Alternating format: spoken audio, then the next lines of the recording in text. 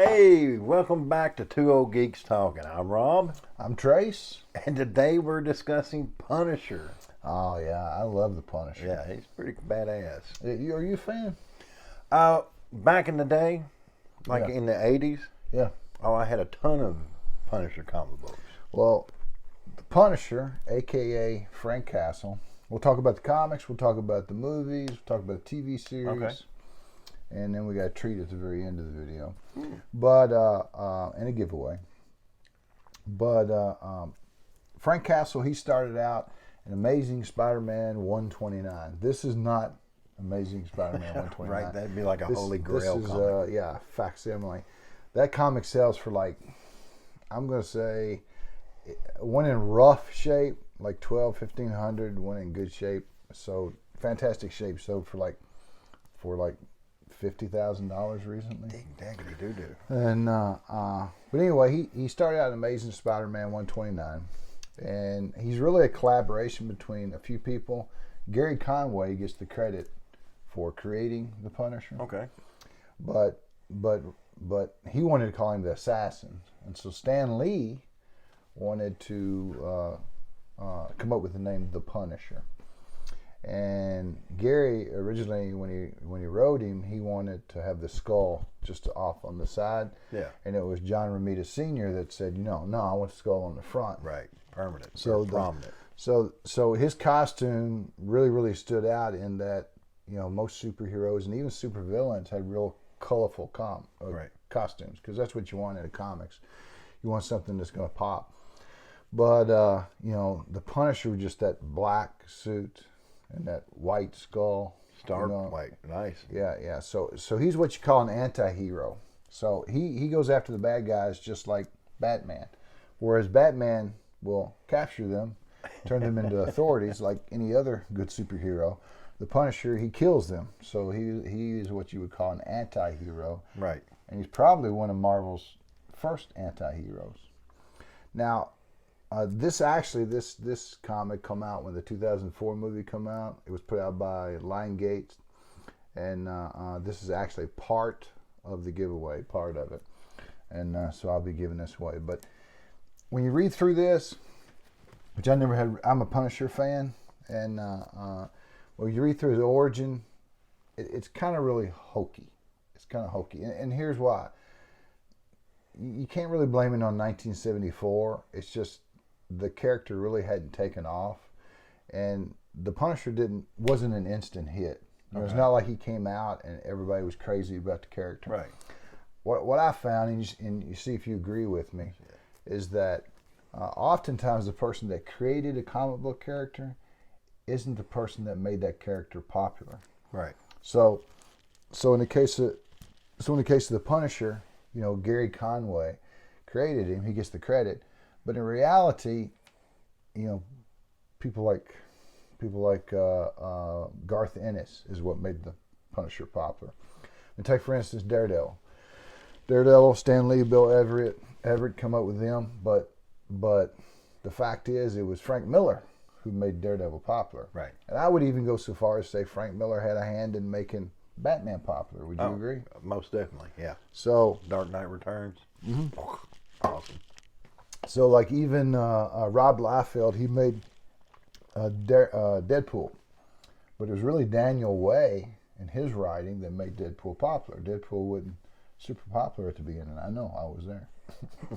But so really what kicked in and started making the Punisher popular is there was a writer named Stephen Grant. Nothing taken away from Stephen. He's a good writer. But there was a limited series that come out. And the art on it was by a guy named Frank Zek.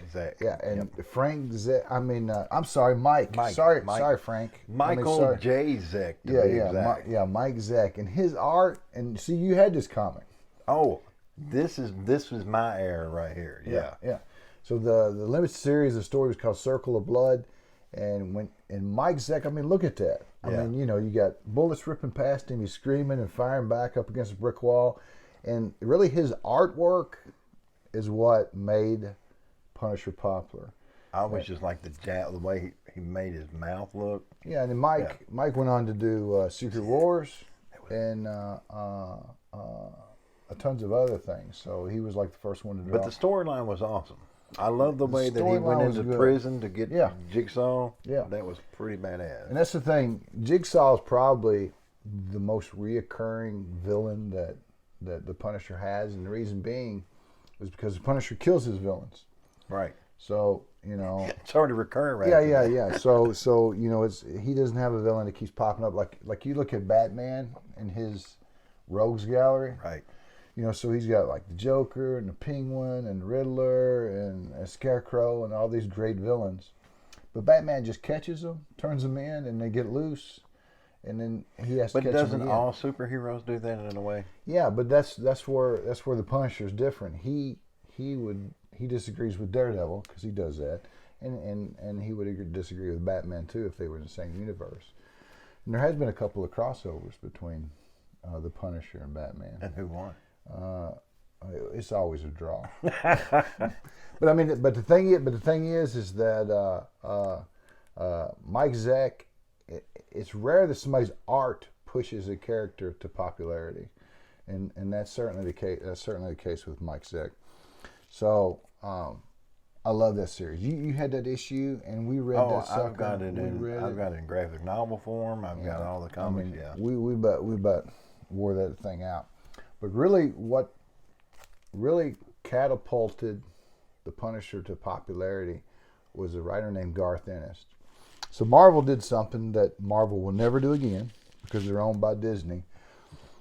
Is they created a Max line of comics. So still Marvel, but it's called Marvel Max. And they even had a parental advisory here, explicit content. You had to be 18 or over to purchase this comic book. So they had a series. They tried a Max line, and it met with success as far as the Punisher was concerned. They had Deadpool Max and Wolverine Max. You can pick them up pretty reasonable. But this is the quintessential Punisher stories. I don't think I've read that. Well, it ran for several issues, and they rebooted it and ran again. But Garth Ennis and the Punisher go together like peanut butter and jelly. Okay. So, and that's not to say that everything Garth Ennis did with the Punisher was great. I mean, he had some goofy stories too. He had one story that was like a bunch of midget mafia guys that were attacking the Punisher, and he had like a Brokeback Mountain out in the desert type story. So but the Punisher's origin story is the Punisher was a Vietnam vet. He did about 4 tours over in Vietnam, and then he came back, and his family was murdered, and collateral damage and crossfire between 2 rival organized crime families. And so he decided, having lost everything that mattered to him, that he was going to go back to war. And he doesn't care about himself at all. So he knows he's going to die. He knows he's eventually going to get caught. But before he does, he's going to kill as many criminals as he can. And so he lives in vans and cheap hotels, takes every bit of the money he gets from the criminals he kills and puts back into armor and weapons. And he's just a one-man army against crime. So he's a lot different than, I wouldn't even say he's a superhero. He's a superhero. Right. But the thing about the Max comics is when you take the limitation off and just say, hey, you can write whatever you want, and you can say whatever you want, and you can show whatever you want. These are extremely violent. Yeah, extremely violent. But they're worth checking out. What I liked is, I think it's from this series, is on our Instagram page we posted a thing where it said that he had stared into the Ghost Rider's eyes, and most people repent of the things that they've done wrong and stuff. Yeah. But with him, there was no regrets. Right, and and the Punisher in the comics, I mean, his current state, I mean, they've taken some wrong turns with the Punisher, don't get me wrong. He died once, and they brought him back as like Frankenstein's monster. He was called Frankencastle. He died once, and the angels brought him back to fight demons, and so he was like to fight demons. Currently, Marvel's got him, they've changed his logo because there's some issues with that, which we'll talk about. And but But the thing is that he's leading the Hand, the ninja clan. Yeah. And he would never do He's that. not a ninja. Yeah, no, well, he would Plus, do that. isn't the Hand kind of what he would have Right. organized crime? He would have what he wiped would out fight the Hand. against? Yeah, he'd have wiped out the Hand. So we'll touch back with the comic book version of him, but let's get into the movies. Okay. Okay. All right. So there's 3 Punisher movies out there. So the first one starred Dolph Lundgren, come out in 1989. So picture this: a young Trace, nice, beautiful mullet. Oh, it was great. It was massive. And Robert, all acne faced, young man, clean, didn't have a hair on his chin. Right. And so we go into Blockbuster, and so they had direct-to-video movies. And so you go in there and you check out stuff. And when you buy a direct-to-video movie, you're not expecting a whole lot. No. But I mean, back in the day, this was before Marvel Cinematic Universe. Right. So when you see the Punisher sitting on a shelf in those beautiful VHS boxes, I mean, you get excited, So we snatched this up and we took it to the counter and we stuck it in our VCR and watched it. And so it's not a good movie. It's not a good movie. But you got to realize in '89, the hairstyle's definitely from the 80s. Yeah, but I mean, to me, no, it's not a good movie, and I It's wouldn't full of recommend you 80s going out goodness. watching it. But it's full of '80s goodness. Right. I mean, so like I watched it the other day, and I was entertained. Right. It wasn't like it was the best story. It was corny in places, but the thing is that I don't expect that much from a direct-to-video movie back in the '80s. But Dolph Lundgren isn't the guy I thought would be the Punisher, because where's Dolph popular from? Rocky. Yeah, Rocky. So he's this big, tall Russian guy in Rocky with blonde hair, and they say he's going to be the Punisher. But actually, the Punisher is like 6'4" in the comics. So Dolph make a good Punisher. He didn't have the symbol, Right. so that was kind of irritating. But if you look close, most people miss this, and you may have missed it. The way he had his beard shaved, and the way they shaded his eyes, and the way his beard was cut, and even had a little bit of line down in his 5 o'clock shadow. The skull was actually on his face. Oh, poop. No, I'm serious. Go back and watch it. I guarantee you'll notice it. You'll notice it. He had darkness around the eyes. You might not be able to see it in the shot, but if you watch the movie, darkness around the eyes, and that beard's cut weird. And I always wonder why. But no, if you look, he had the skull on his face. Right. But anyway, he had Lou Gossett Jr. in there. And but he was going against everything had ninjas in it back in the day. So he had he's going against these kung fu guys. These I think it was Yakuza. Yeah. Chinese, right, yeah, Chinese, right. or Japanese mafia. Sorry, didn't mean to offend Chinese. They're triads. But so all in all, on a scale from 1 to 10, I'd probably give that a 7. I'd probably give it a 7. It was entertaining enough to rewatch. Yeah. I rewatched it. And so we will let you know at the end who made the best Punisher, in our opinion. Okay. So the next one, finally Punisher gets a big budget movie. There's a couple of movies that had the Marvel Knights logo on it. One was the first Daredevil, and the second one was this Punisher. And the Punisher was played by Thomas Jane. And he's known for he's in The Expanse. He was in Hung. And he was in a bunch of direct video stuff, but a good actor. And they took a lot of Garth Ennis Marvel Knights run and put in there. So a lot of the side characters that you see are from the Garth Ennis Marvel Knights run, which was 12 issues. But the big Russian guy that breaks in there and fights him, which I know you just recently watched this. Right. In his apartment. Do you know who that was? That was Kevin Nash, the WWF wrestler. Okay. Yeah. He was all clean shaven. They throw a blonde wig on him. But I got issues with this. And the issues is, first of all, the Punisher's from New York City. He's there with Spider-Man and Daredevil. And they had this in Tampa, Florida. So I'm like, Tampa, Florida. Why they got him in Tampa, Florida instead of New York? I thought the family reunion was in Tampa, Florida, or something. Where was the family reunion? It was in Tampa, Florida. I think. See, I don't think the movie took place in Tampa, Florida. I think the family reunion was in Tampa, Florida. Maybe you're right. Maybe you're right. But yeah. So that was an issue I had with it.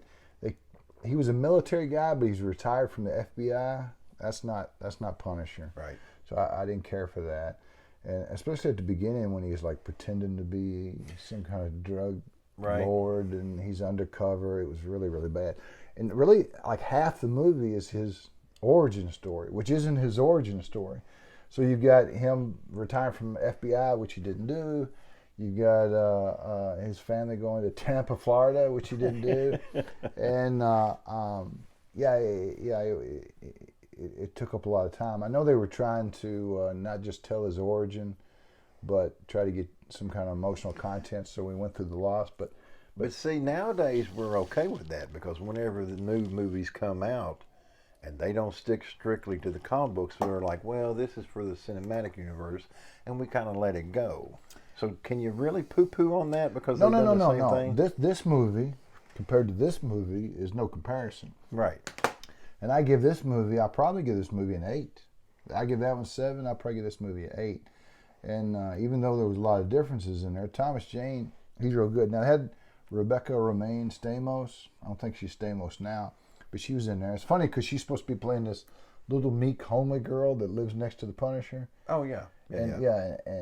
And so they had her dressed down and not much makeup and stuff. But Rebecca, it's like, let's get the hottest girl in the world we can to play this little, quiet, meek, plain Jane person. I'm like, yeah, right. I mean, she can't not be hot. I mean, there's nothing you can do to Rebecca Romijn to make her unhot. But anyway, this is definitely worth checking out, and I give this an 8. Okay. All right. Okay.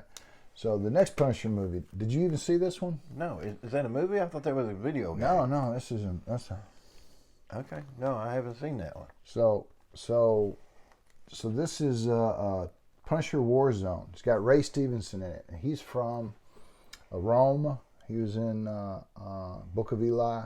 He was also in Dexter. Great actor. Another big guy. Thomas Jane's short guy. This is a real big guy. So they come out with this. Let's see. The first one came out in '89. This came out in 2004. This came out in 2008. So they borrowed from Garth Ennis a lot of the characters and stuff, but they rewrote the whole thing. The violence in there is just over the top.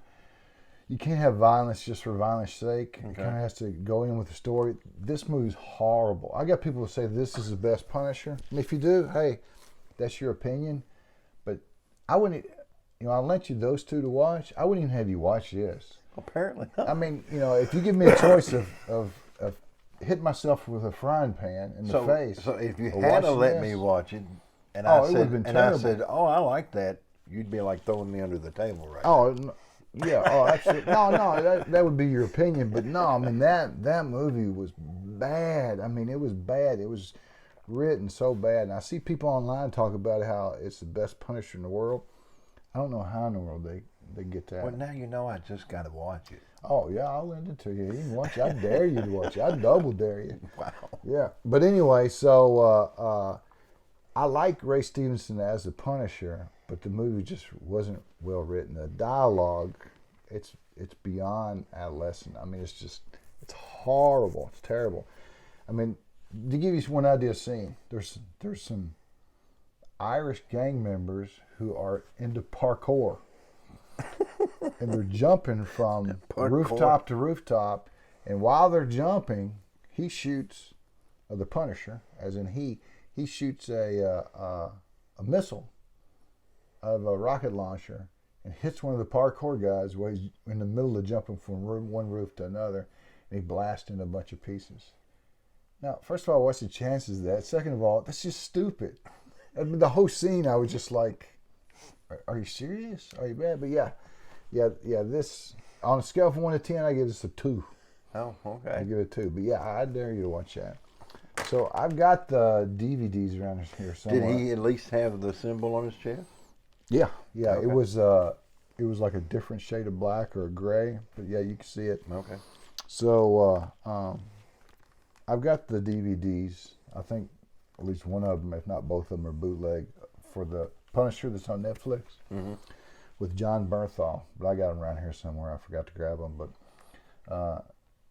I watched the first 3 episodes recently because I knew we was getting ready to do this episode. Yeah. And I was overkilled with like the backstory, like the setting up of his history, and I was like, that's as far as I could get. Well, they first of all, he first appears as Punisher in Daredevil season 2 and Daredevil season 3. Okay.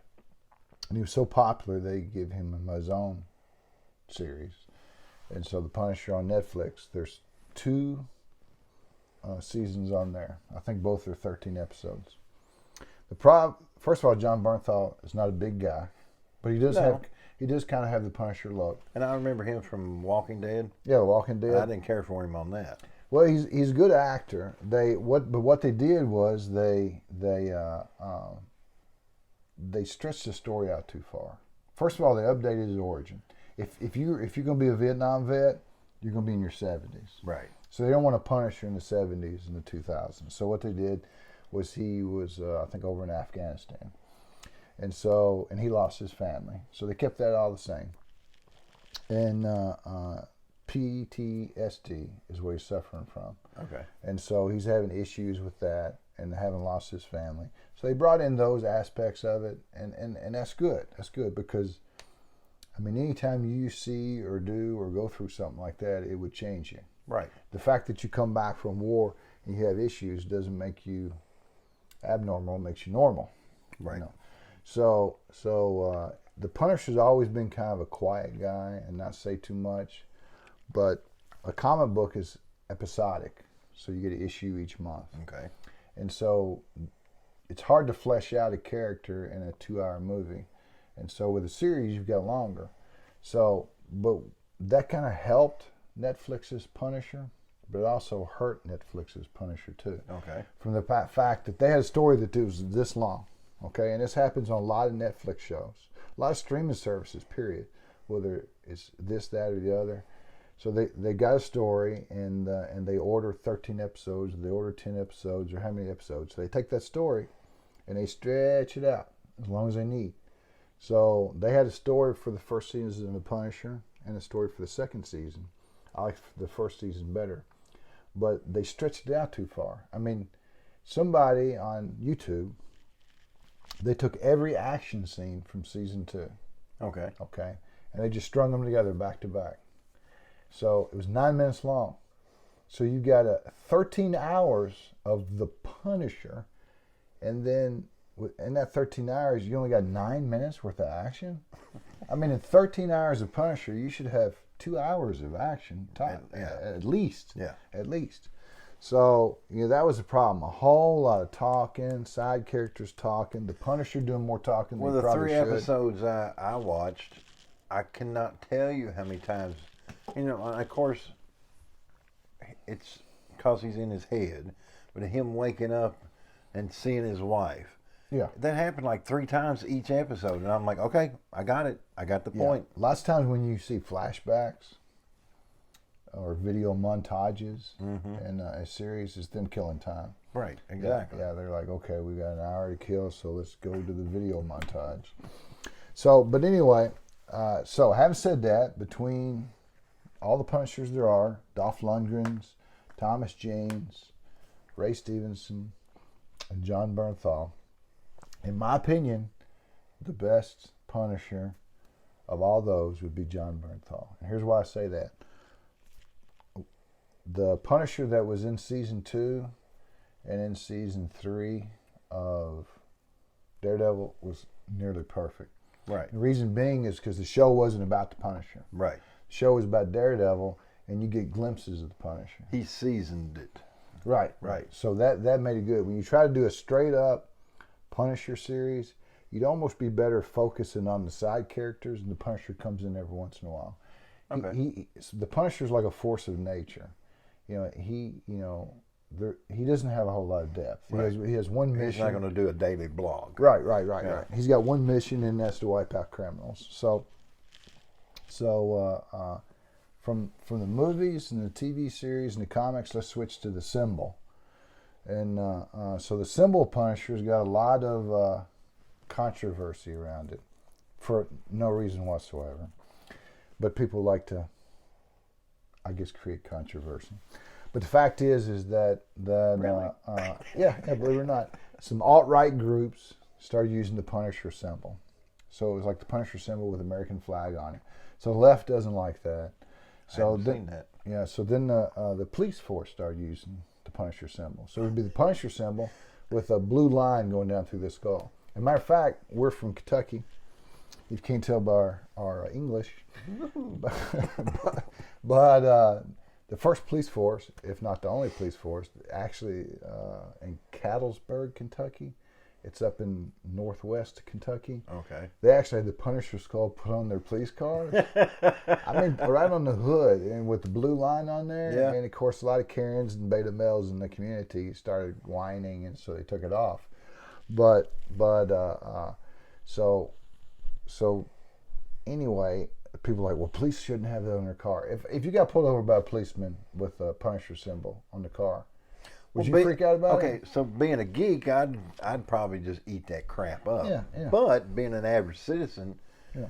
you would probably be a little freaked out about it. I wouldn't, because you know why? I'm not a criminal. You know, I don't care. I don't care if they got Scooby Doo on the side. It don't make a difference to me.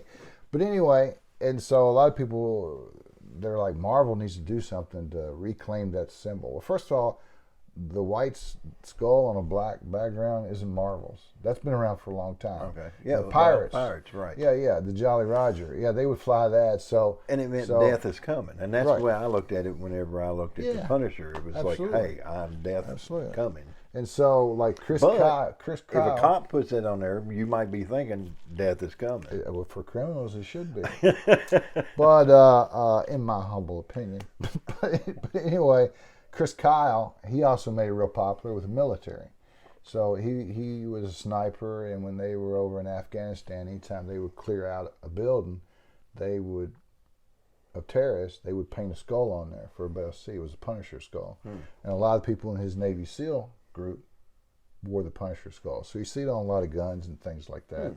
But a lot of people just wear it because they think it's cool. And I actually had it put on the hood of my Dodge Challenger recently and surprised him with it, and that'd be at the end of this video.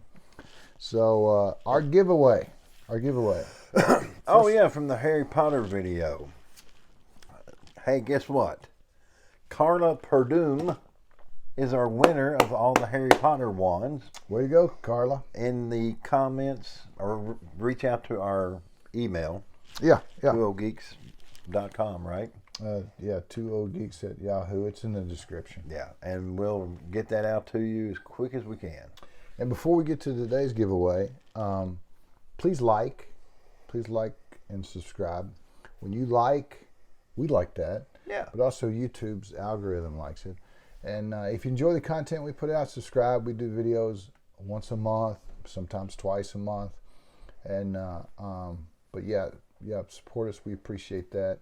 And as far as today's giveaway, like I said earlier, we'll give away one of these facsimile comics. These are getting hard to come by. They were actually giving away free, but they're going for like $25. Even the reprints? The reprints, yeah. Because a lot of people like me can't afford the original. Also, Mike Zeck. No. Mike Zeck. We got a Mike Zeck art print. And not only is it a Mike Zeck art print, which should be good enough, but it is hand signed. Nice. By Mike Zeck. So you'll get both of those in our giveaway. And to win, what do you got to do? You got to like, comment, and subscribe. Yeah, that's right. Okay. All right. So are you done? I think I'm done. I don't think we're done. We got to show that challenger. All right. Okay, we'll do that just in a second.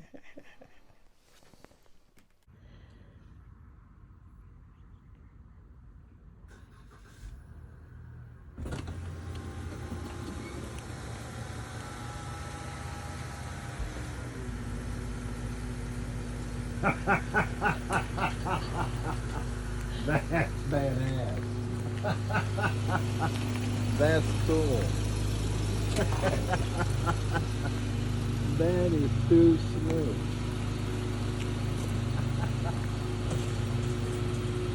That is cool. It's slick. It's Punisher Mobile. Right. Look at my valve caps there. They're little bullets. Oh yeah.